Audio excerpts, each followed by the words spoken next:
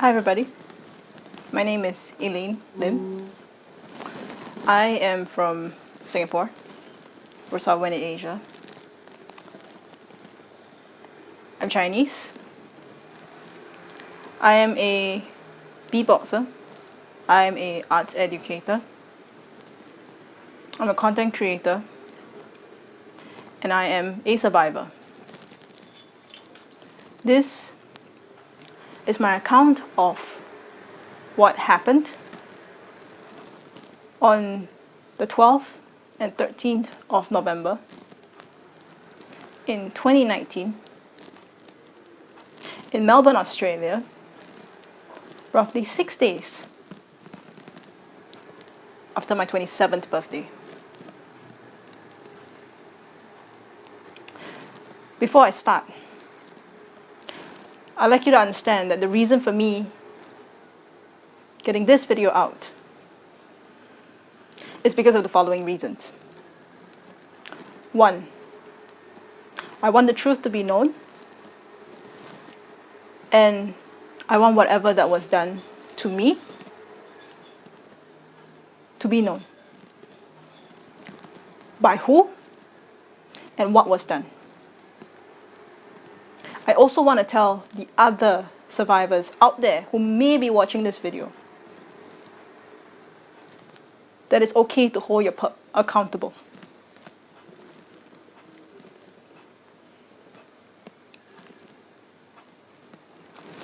The pup in question and a formal police report was actually launched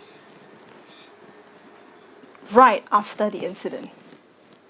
Immediately after the incident, I did a rape kit. I made a police report.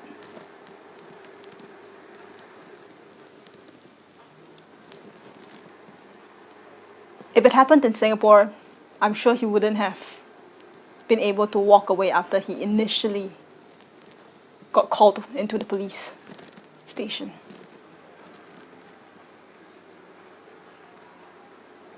The pup in question, his name is Richard Stephenson from Westmoreland, Jamaica. You know him as Richie Stevens. Maybe the idol that you guys look up to, or your ambassador.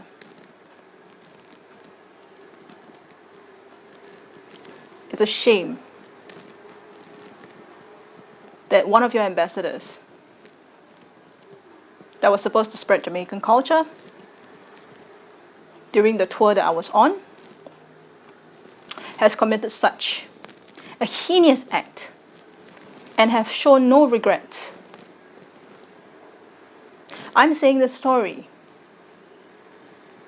not just for myself, but the many survivors who've had to either stay silent about what happened to them, who never reported,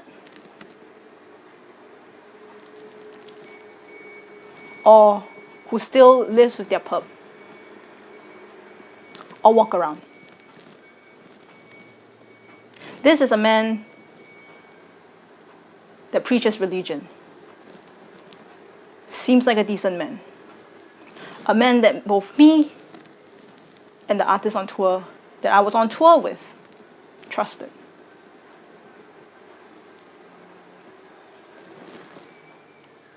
There are some facts that I would like to be clear. First of all, no consent was given. I am speaking English right now. So if you want to talk about there's a language barrier, I'm sure no is a universal word. No was verbally spoken and blatantly ignored.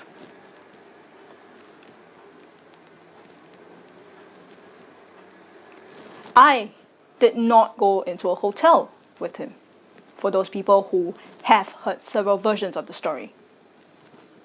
We were staying together in an Airbnb with different rooms. We had a common living space, but that was it. There are no relationships between me. In fact, I called him uncle Because the first time he came into Singapore,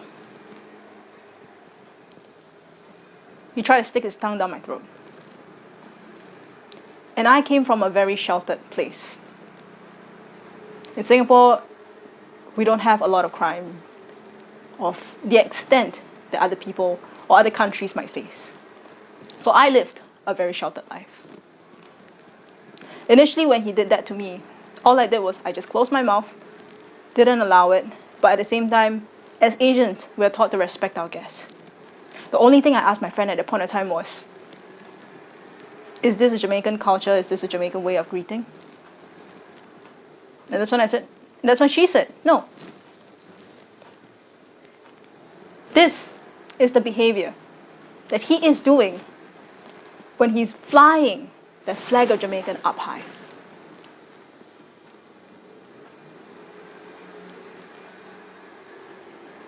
Claiming to represent your country, claiming to represent your culture, but this is actually what he's doing. I was on tour.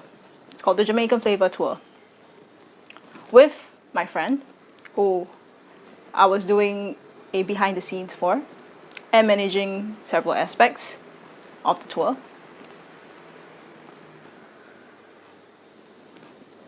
We made sure that the Singapore side was covered, some of the Malaysia side was covered. The tour was planned by her.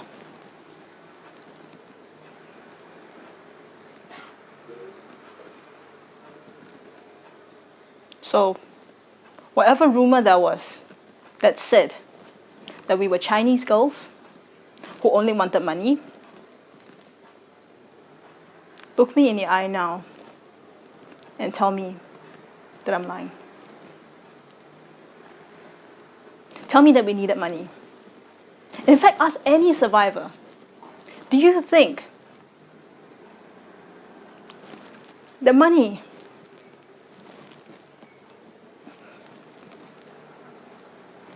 can ever repay what was taken and what was lost? As much as I hate to say the word, Richie Stevens is the man that raped me. When my friend left for a studio and I stayed behind to do my work. I stayed behind to edit a music video that I was behind on. And we trusted him enough that no funny business was going to be tried when I was left alone with him.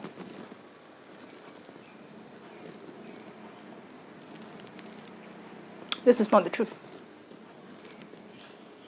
He did take advantage of the fact that I was alone with him.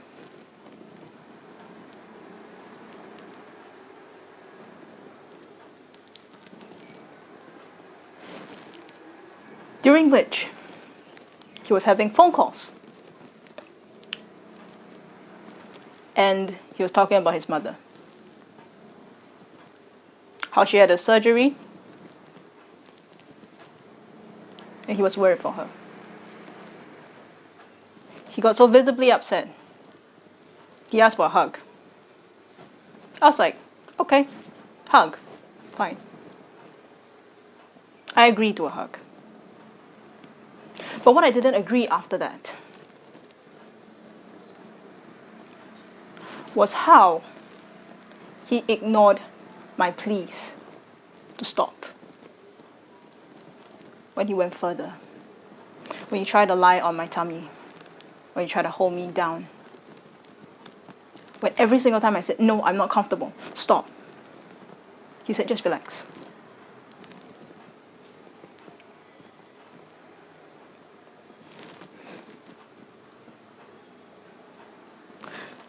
This happened in 2019. Yet we're at 2021. And I still remember every single aspect of what had happened. Do you think for a survivor is so easy? It just stops there. How many times of therapy I had to go through? The relationships that I've lost. I was a shell of myself.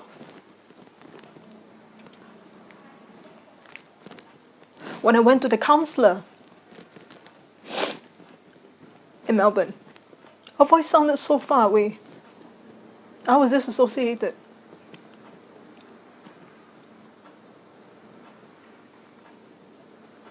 But yet I remember every single thing. Can you imagine how that feels like? He did it not once. First he started to tuck his finger, during which I panicked. And I said, I need to go to the toilet. I need to go. What the hell is this? No. He proceeded to try more. And then he penetrated me. And it happened for 3 times. During which there was nothing I could do. He's a way bigger guy than me. Deep in my heart, the only thing that I wish at a point of time, because I realized that I couldn't fight back, was just wishing that my friend would come back.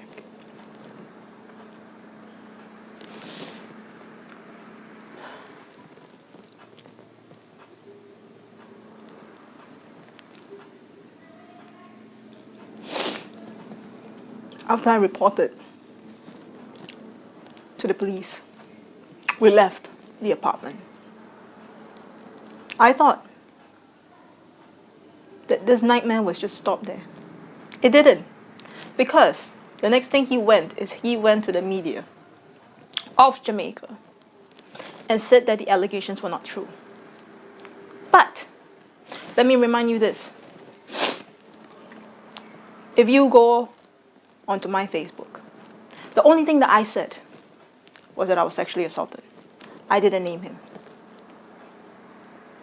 My friend said that she was going to pull herself off the tour because of the sexual assault.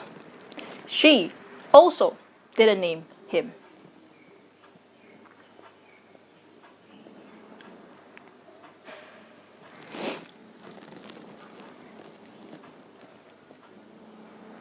Yet, on the Jamaica media, if you search, Jamaican artist rape Australia, right there was zero consideration of the fact that he just did that to me, with no remorse whatsoever. When visibly I said no, verbally I said no, stop it. You're hurting me. Ignored. Blatantly ignored. Yet he can pretend like everything was okay when my friend came back. I was shell-shocked, sitting at the computer. I didn't know what to say. I didn't know what to do. Before that, he has tried to kiss me, as mentioned. During the Indonesia leg of the trip, he did also attempt, and I pushed him away. I said no. During then, he respected my boundaries.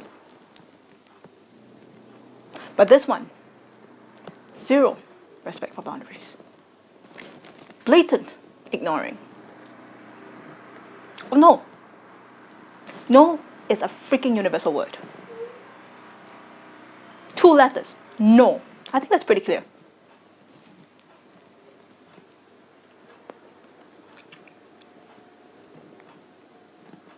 So yeah. You did that to me. It has changed entirely my life because I lost not just a part of myself, I lost myself. I didn't know who I was anymore. You don't feel like there's an identity of anymore? You're caught in that constant trauma. You're caught in that constant reminder. Yet,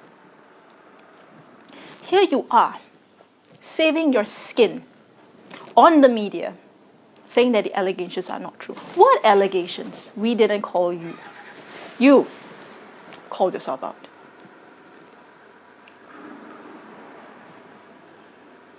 What allegations, pray tell?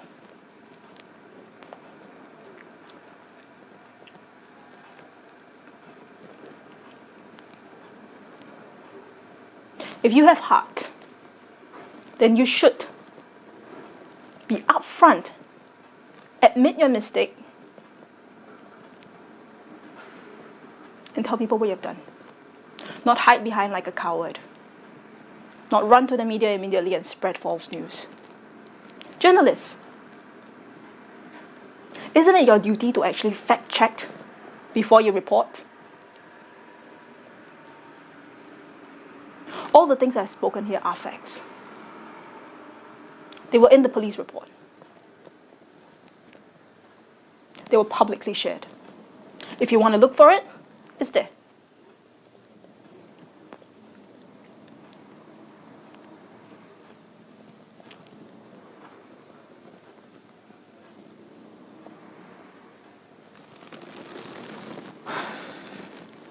There's always this saying that I keep hearing, oh, he has a family, so he can't be a perp. And this is precisely why there's so many of such cases.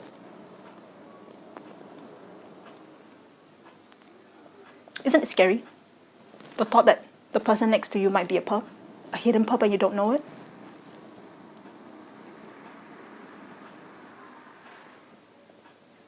I don't trust justice by criminal law, because in Australia, it is innocent until proven guilty. In Singapore, however, it is guilty until proven innocent. I don't know how it is in Jamaica.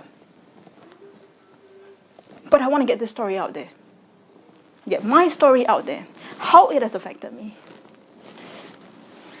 How it has made me to not even recognize myself. For 1.5 years, I was living in a dream where I don't exist.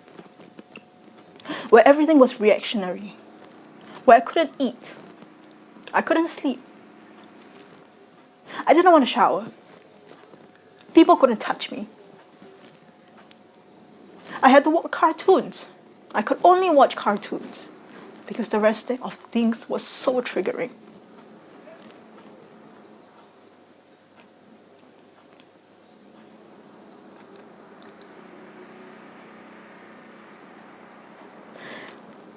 And let me tell you this, so many times, I've thought about killing myself because I didn't know how it was going to work. I prayed for justice. I was a believer in justice. I believed in the police. But then I learned that the laws are here to protect the perps. Still, the power is with the people. It's up to every single individual to decide what is right.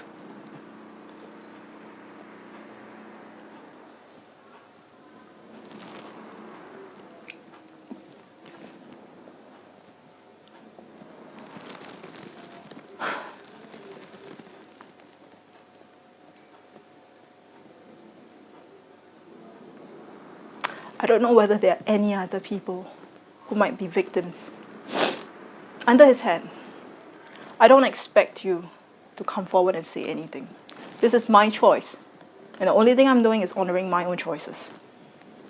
To upfront and call him out.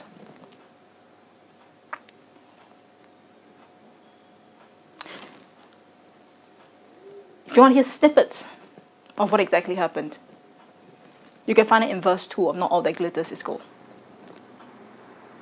That was penned and written by my friend. That is now an anthem for survivors.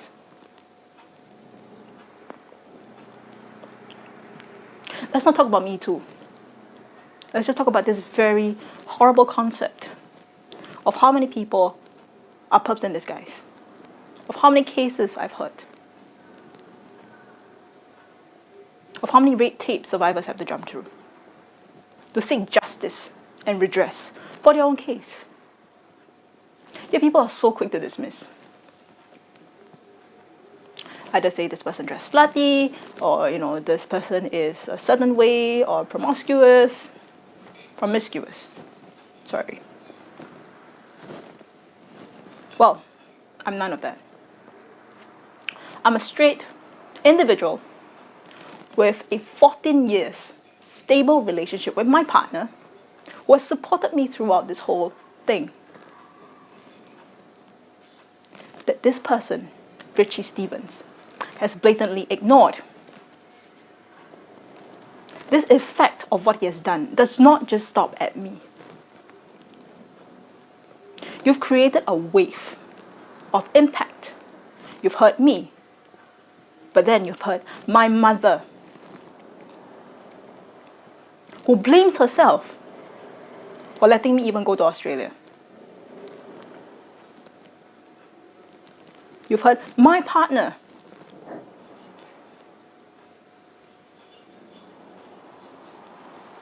for not calling you out sooner or bashing you when you first did that to me in Singapore, by kissing me. You've hurt my friend, who treated you like a mentor, who wanted to really grow reggae,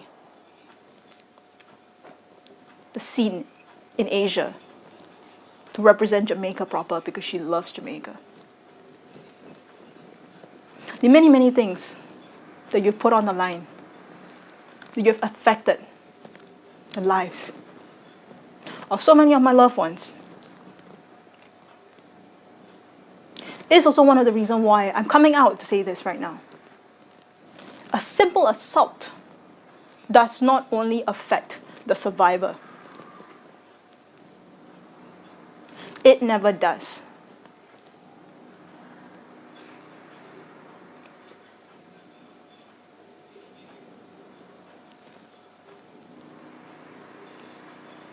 I'm not asking you to hold signs or picket rails. I simply want the truth to be known.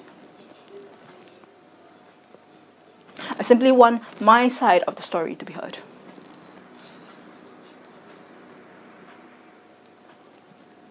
And to come forward and tell you that all the things that he has accused or alleged that we actually did. We're Chinese girls wanting money. We were this, we were that. Not true. My friend organized the tour. She herself is her own established artist. No need clout. No clout needed. I have a life. I'm not some roadie on the road.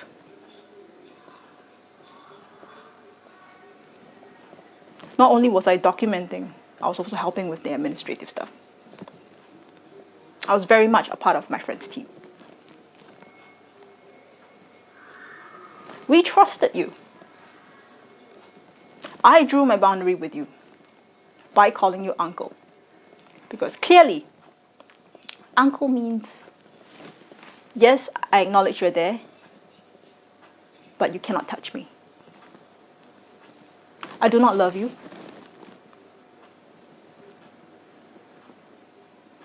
I'm in love with my partner. And we've actually kept in contact the whole time throughout the tour. All the way until the incident happened, and that's when I disappeared and he knew something was up. You have a family. Yet, without a blink of an eye, you can still do that to me. You have a daughter. So who says just because you're a family man means you're a saint?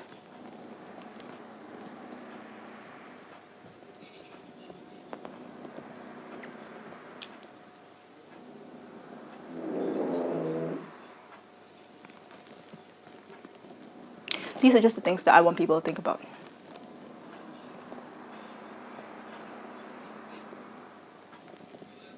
Again, these are all facts. Then you can look up. And I'm addressing just the other concerns that I've heard. The truth will be known. And in one way or another, you can't run from the truth. Thank you, everybody.